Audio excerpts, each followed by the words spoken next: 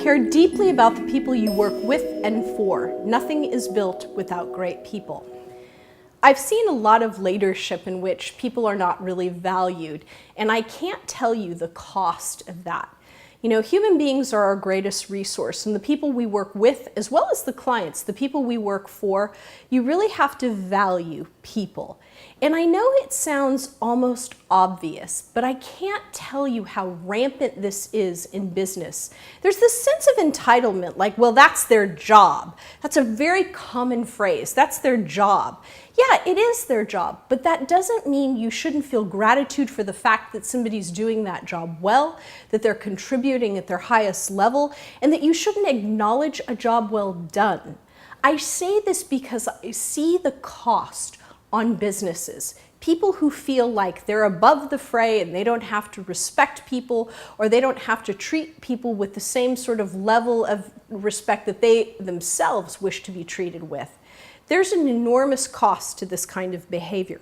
So as you're building your own professional practice, whether that's within or without an organization, think about how you treat people. Whether you love them or you don't like them at all, it's really important to treat people with decency.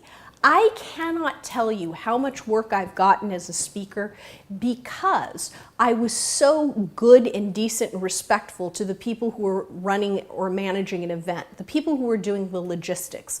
I was kind and I was decent as I watched other people who were incredibly demanding and downright rude. This may sound all too obvious, but I think that sometimes we see people sort of going through life like a bull in a china shop and being aggressive, and we think that's what really good business people do. They go there and that's what powerful people do. It's not, in fact, and it's really distasteful. So if you really want to elevate your brand, then be sure to treat the people you work with and the people you work for with enormous respect and dignity. Not only will they do the same for you, but it will really advance your brand. Part of the reason people want to work with me and I want to work with them is because of the kind of people they are and the kind of person I am. So think about who you want to be aligned with and really choose those people very carefully. Think about in the last month or so how you've treated people in the moments that maybe you haven't behaved as your best and highest self. How would you do that differently now?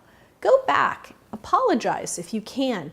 And if for whatever reason you can't because it's not a situation that allows for that, then move forward with a higher standard of care.